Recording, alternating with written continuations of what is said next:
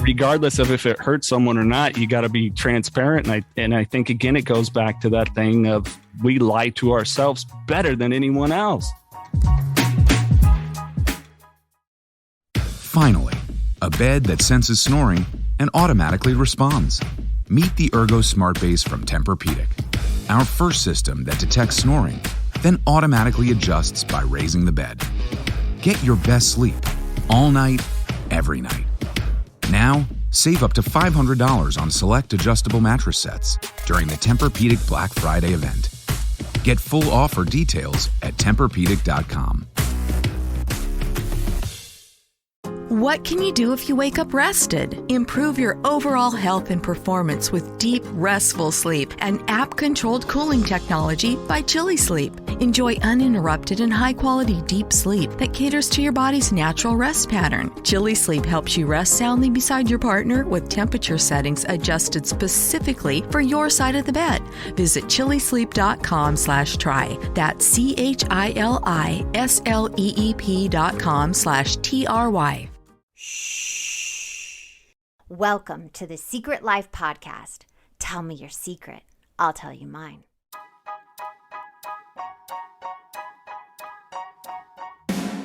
When I first started my recovery 11 years ago, I struggled through the textbook-like material on this subject. I wanted to make the addiction and the recovery from it accessible and relatable to more people by telling it in an entertaining way. Well, I'm super excited to announce I've released my first book, Secret Life of a Hollywood Sex and Love Addict. If I can help just one person find a solution or at least realize they're not broken or alone, then writing this has been worth it. You can pick up the book exclusively at Amazon or signed copy at secretlifenovel.com. And the best way to support our podcast is to subscribe and share. If you haven't left a review or rating on Apple Podcasts yet, please do. It'll help more people find our show. And if you want to be a guest, shoot me a note at secretlifepodcast@icloud.com. Enjoy the episode.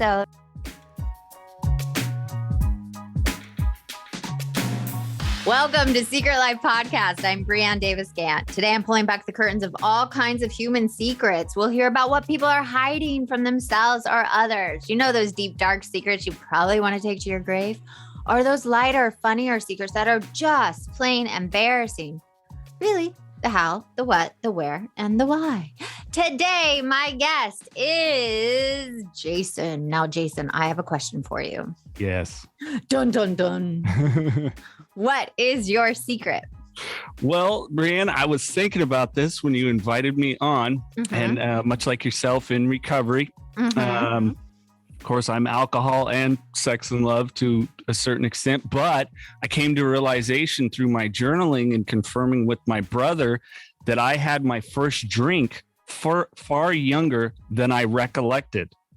And so to me, and this recently happened, and I realized this within the last week. So I've been on my podcast that you've been on, Knocking Doors Down, saying, I didn't have my first drink or really get drunk till I was 22.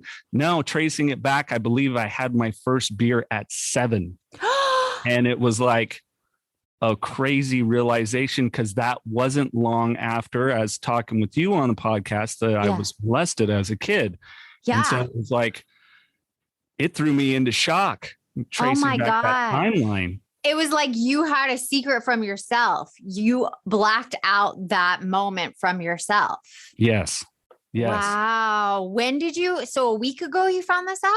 Yeah, I was doing journaling. I try to write every day, but when we're traveling, for the podcast, I don't always get it in every day. And something was really bothering me. And I was talking with my girlfriend, and I was writing it down. And I texted my brother, and I asked him because he was there too. And I go, were we like teenagers? And he goes, no, I was maybe 11.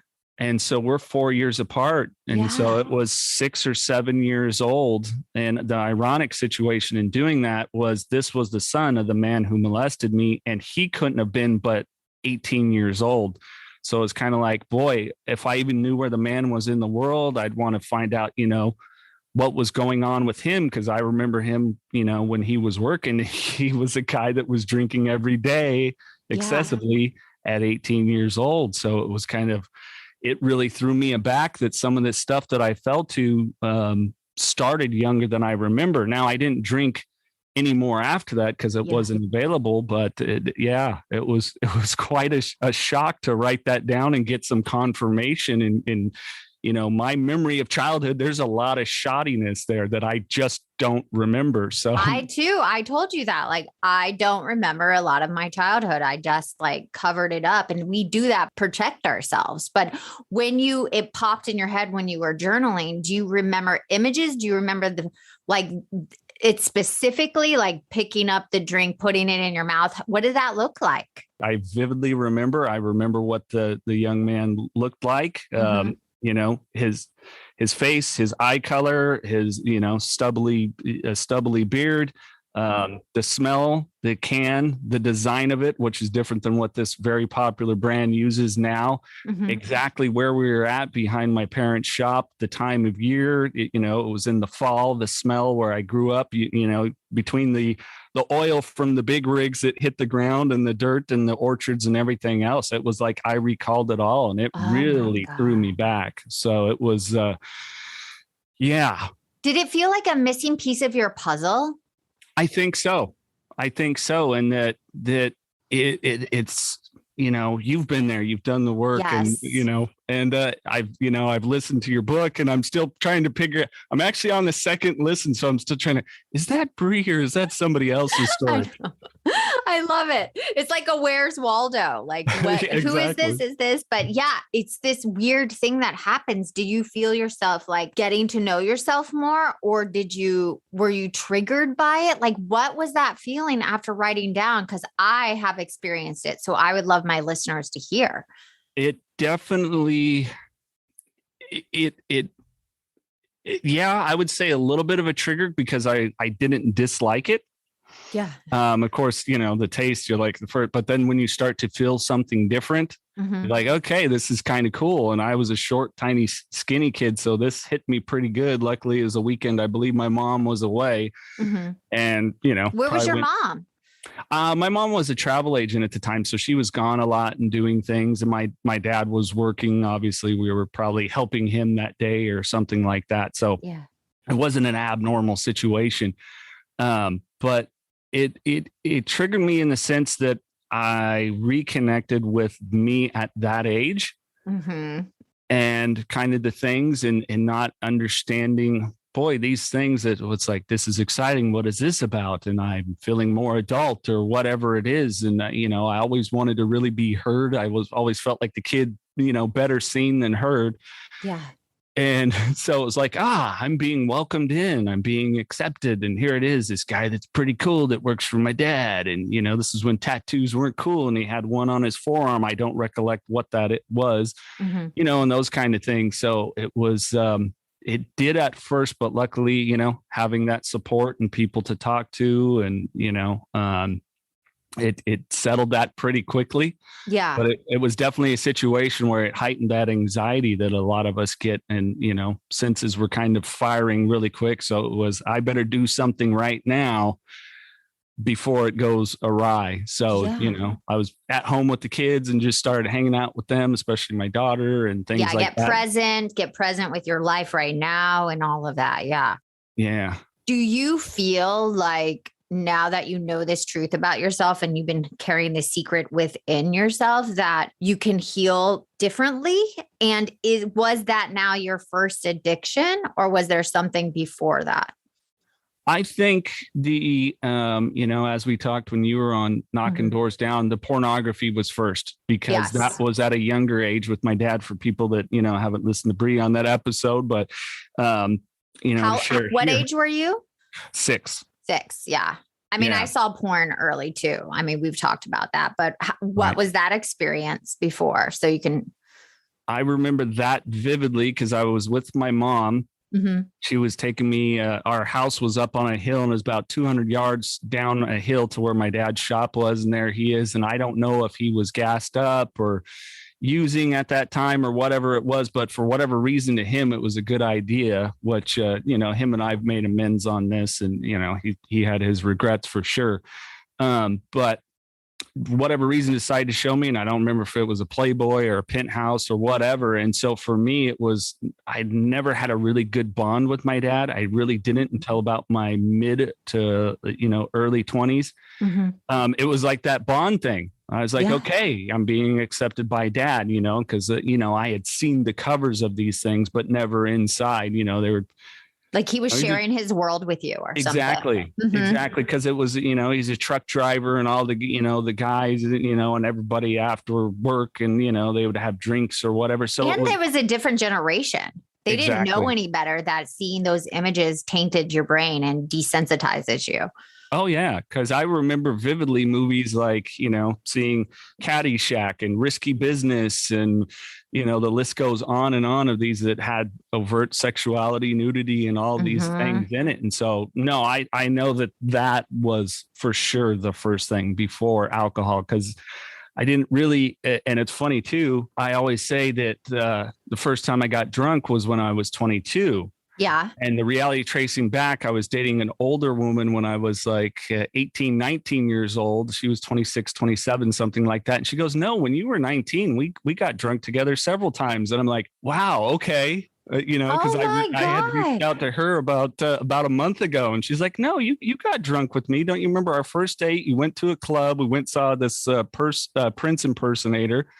And she's like, yeah, you weren't comfortable at first. And I'm like, oh, it's fine if you have one. And then she's like, no, our first date, you were drinking at 19 in a club. And I'm like, oh my God. That's so crazy. Do you think that your mind made up a different story so it wasn't as bad for your, is that what that's about? Yes. And I think I've done that in many situations. And that's something I've really, really had to start to own. With people and certain stuff like, oh, this isn't going to be so bad if they find this out this way or that this way, or if they don't know about this. And it's like, no, regardless of if it hurts someone or not, you got to be transparent. And I think, again, it goes back to that thing of we lie to ourselves better than anyone else. That now at 43, I'm just trying to find the best genuine self to myself and thus to everyone else. And it is hard and it is scary, but it definitely makes life better. Yeah. Peeling those layers, those masks, I say, taking off those masks and like, who is this person underneath? And when I came on, you actually took the quiz, the 40 question quiz. And you haven't had anybody on for Sex and Love, and it kind of opened something up for you, right? Very much so. Yeah. That was a secret too. Yeah, I sent you a very long message and thank you. And even after reviewing the book, or I did the Audible, which I recommend to people. It's a blast. You did a great job with it.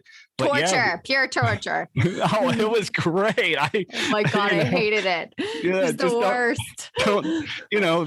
Just a footnote. It's definitely not a kids in the car. So I got my earbuds in the car, my earbud, and the kids, like, why are you laughing? Or what was that gasp about? And but yeah, I did the quiz. I think it was 32 out of 40, if I recollect correctly. So there was a lot of them in there that it was like, oh my goodness, these things. And I think you put it best when you were talking about people you worked with. I could quit heroin, but I couldn't quit her. And I definitely have to say probably that first love, not that I didn't have toxic relationships in the sense that there was crazy violence or cheating or things like that until unfortunately my kid's mom. But looking back, I definitely had that 2-year horizon with everyone. The rush that feels kind of the butterflies. It's the best feeling in the world. Yeah, and the validation and somebody always telling you how wonderful you are, and it's a scientific fact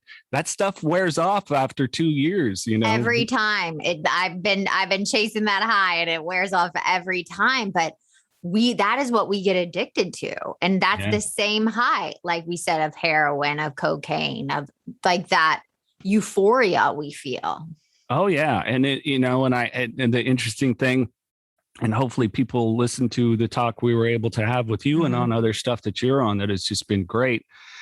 Is it, I think people think love and sex addiction, although men and women we're just different. We just are. But that for men, that it's not the romance, because I loved the romance part. I loved the getting dressed up. I loved the hiding the fact I was dead broke, but I got another credit card so that I could go and treat the lady to a $200 meal and all this stuff. And here I am, this chivalrous man, when in reality, I was a broke guy, insecure, just playing a role, looking for someone to fulfill my life, instead of looking in the mirror and knowing I'm the one that's got to do the fucking work, because otherwise, it's empty. It's empty, Finally, a bed that senses snoring and automatically responds. Meet the Ergo Smart Base from Tempur-Pedic, our first system that detects snoring, then automatically adjusts by raising the bed. Get your best sleep all night, every night. Now, save up to $500 on select adjustable mattress sets during the Tempur-Pedic Black Friday event. Get full offer details at TempurPedic.com. What can you do if you wake up rested? Improve your overall health and performance with deep, restful sleep and app-controlled cooling technology by Chili Sleep. Enjoy uninterrupted and high-quality deep sleep that caters to your body's natural rest pattern. Chili Sleep helps you rest soundly beside your partner with temperature settings adjusted specifically for your side of the bed. Visit chilisleep.com/try. That's CHILISLEEP.com/TRY. Yeah. Do you even think, look, you're hitting the money too. Do you think you even did it with the money? Oh God, yes. So you're like a whack-a-mole. I am totally a whack-a-mole. Depended on who it was. If it was someone that they were cool, just hanging out and being simple, all right. If it was someone that I had a wine and dine. Yeah, I had a lady that had a more upscale job. She was a hairdresser, did very well, and she could go and have $1,000 day, at work. And so here I am, as the man, I got to provide and I got to keep up with that. And it wasn't that she put that on me; I put that on me. I think looking back, that woman genuinely loved me, whereas you didn't love yourself. Not at all. Well, that's so interesting. I'm going to tell one of my secrets. Well, mostly my husband's secrets. He did the same thing with me. He didn't tell me. And we've talked about this on the show, and he's in Debtors Anonymous now for 10 years and has 10 years of recovery. And he, would do that. He would max out a credit card and not tell me because he wanted to fulfill this need for me. And it was just this vicious cycle of him not living in his truth. When we as addicts don't live in our truth, it's just a shit show and a fuck factory. We are screwed. Yeah. Well, my question, because I've finally started, I think it was I had about an 8-month gap relationship wise, took that time off and really made sure that it was something that could be solid, someone that I've been friends with for a long time. And so my curiosity with that was, how did you and your husband open up about it? Because she knows that she's very patient. She knows what I've been through. I've been very open and honest. And every time something else, she's just gracious. So I'm curious, how that revealing, maybe to help people that these are my defects, and boy, you gotta love this part too. Matter of fact, those parts need more love than the good stuff. So 100%. It's difficult when he's an addict. He's 33 years in AA. So the beautiful thing is he understands addiction. So to have someone that understands addiction, and especially with sex and love addiction, that it has nothing to do with him. He could be the most perfect partner and it wouldn't matter. If I want to flirt and intrigue and go into fantasy, it has nothing to do with him. So I think I was blessed with a partner that gets that and is not a jealous individual, but it's a hard conversation, when we get triggered or things come up or you want to reveal a new layer.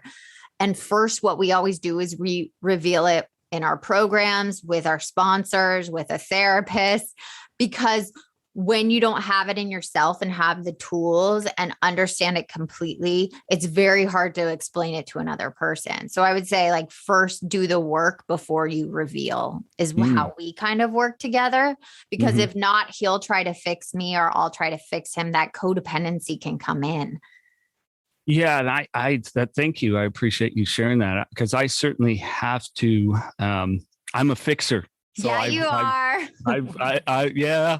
Oh yeah. I think I maybe even talked with you about that, like with my daughter and just like, no, you need to listen more. And she just wants to be heard. She's not asking you to solve this. She just wants to know that you're there when needed. And boy, it is tough. That is the toughest thing for me to do, especially as a parent. Yeah. And that's the most addictive part. And we feel that with our son, my husband and I, like we want to fix things for him. My husband more than me, but it's like so hard to break that habit because you don't want to see someone you love hurt, but you're stunting their growth. You're stunting their God taking care of them. They have their own God. Do you believe that your daughter has her own God? Absolutely. And especially over the last 2 years, her and I have, we kind of had a gap where it wasn't closeness. And I think that he clearly, with the addiction, the kids saw me drink, unfortunately. And, and of course, confusing times because of the age they're at, puberty and heading to teenage years and all that stuff. So confusing.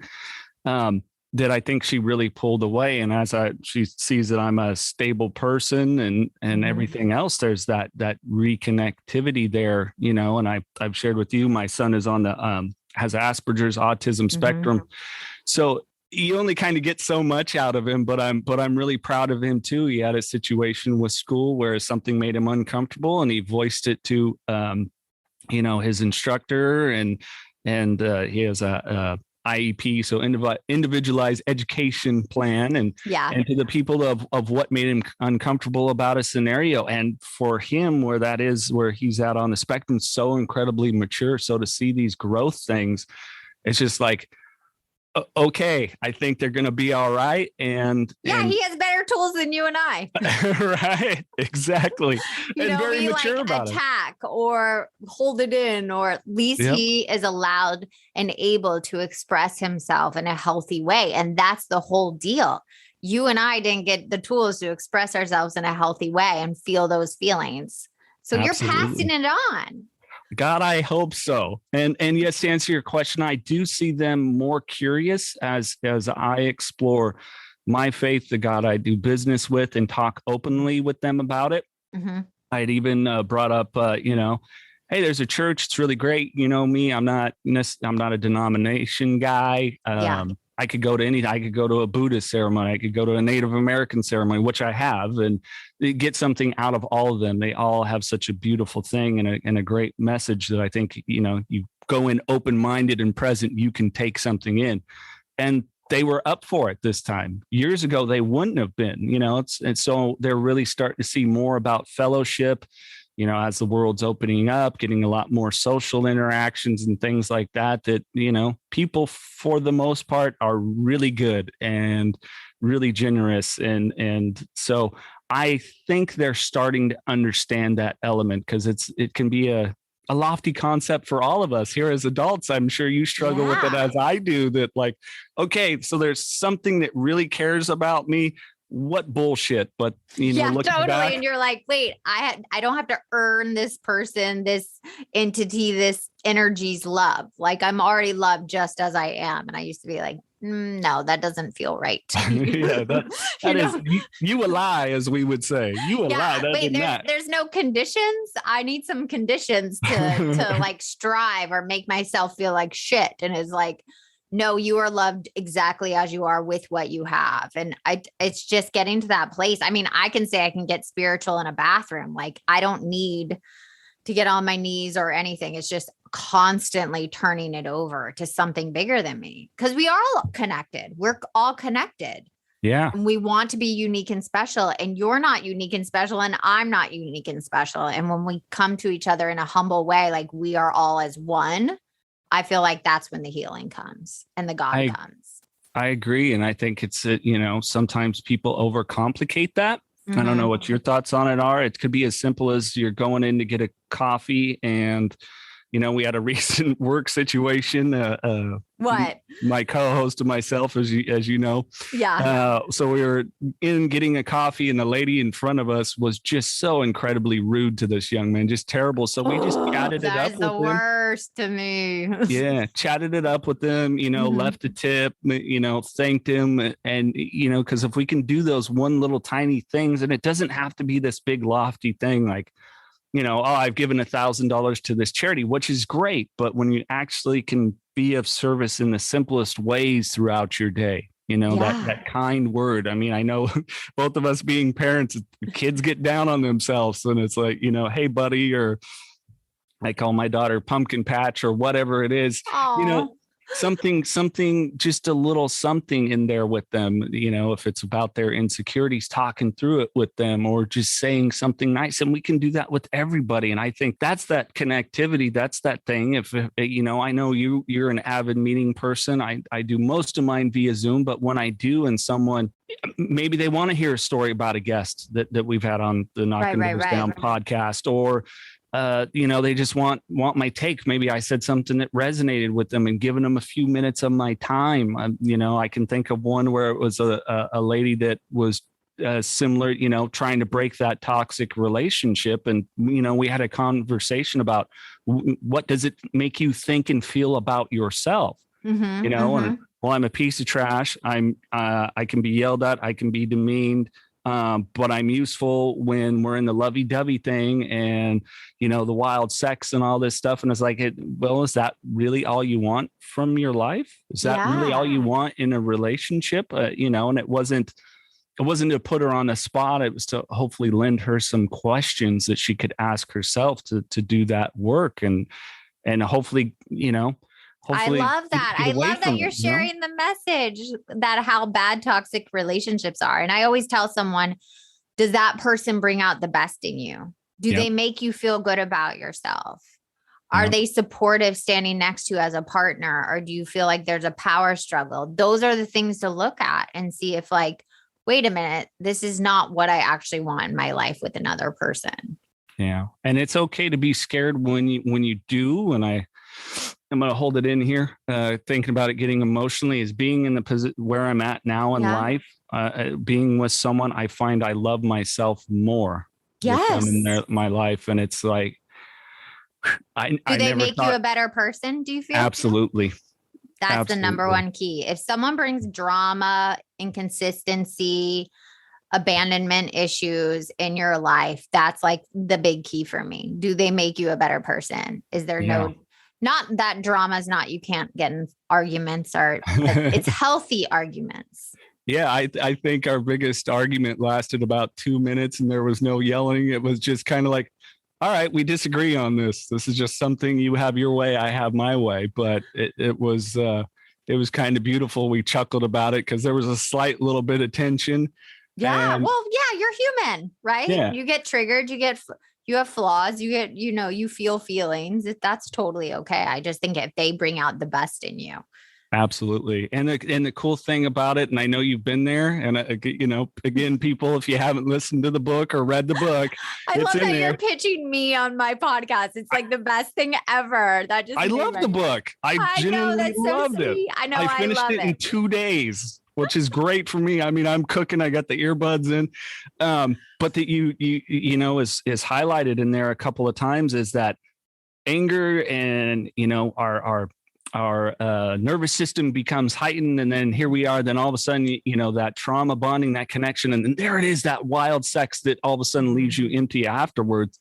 That's another great thing here too. That doesn't exist. Yeah. That doesn't exist in it. There's no desire for that. There's no need for that. There's no, let's create false tension here.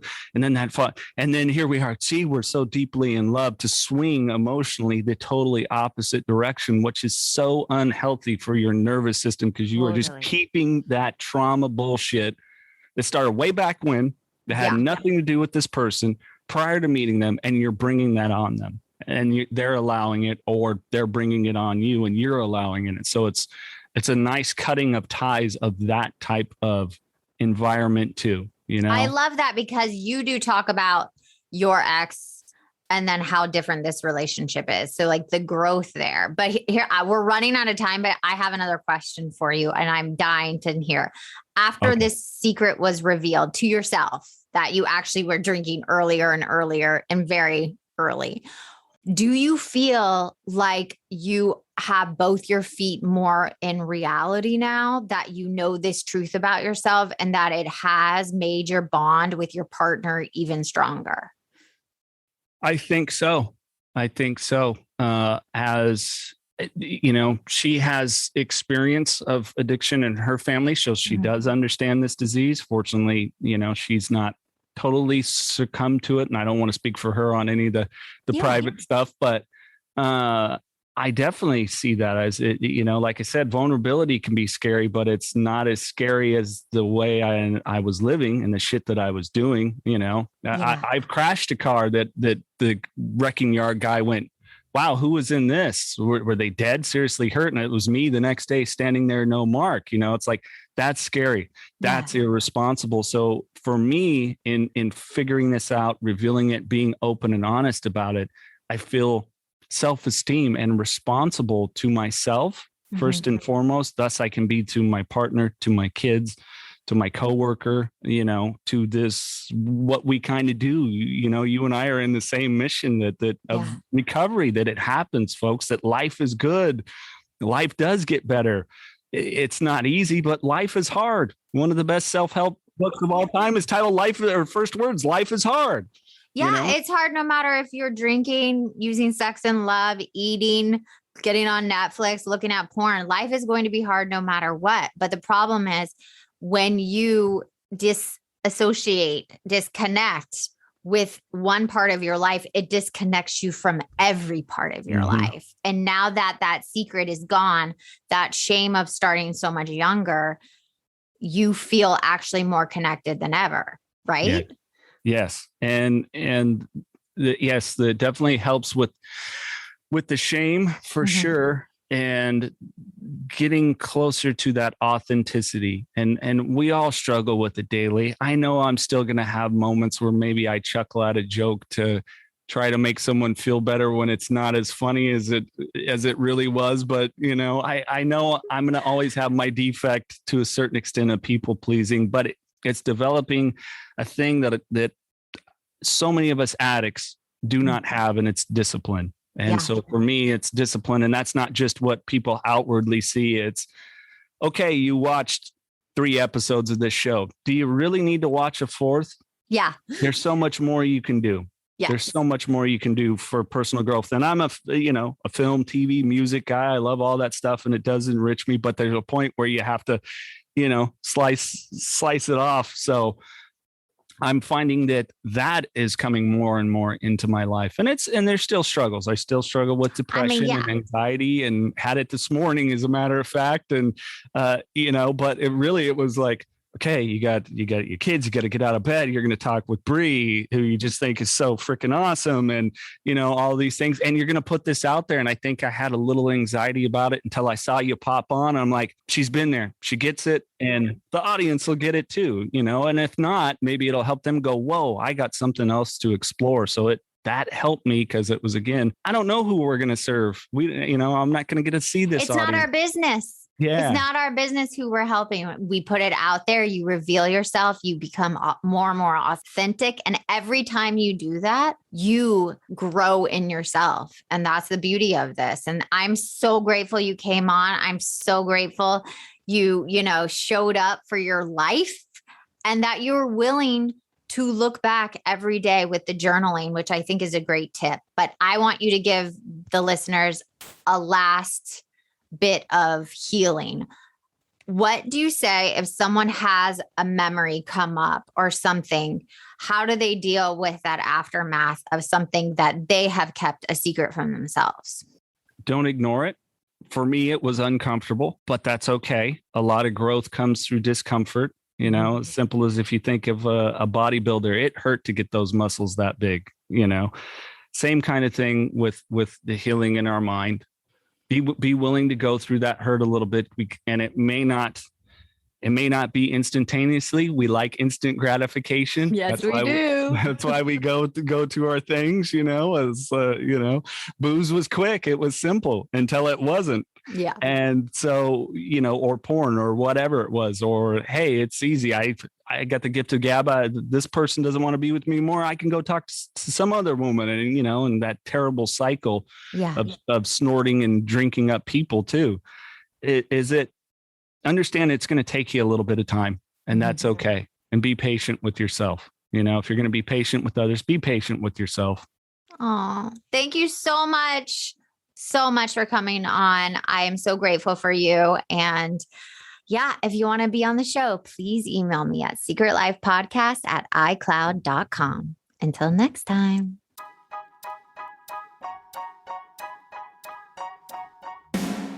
Thanks again for listening to the show.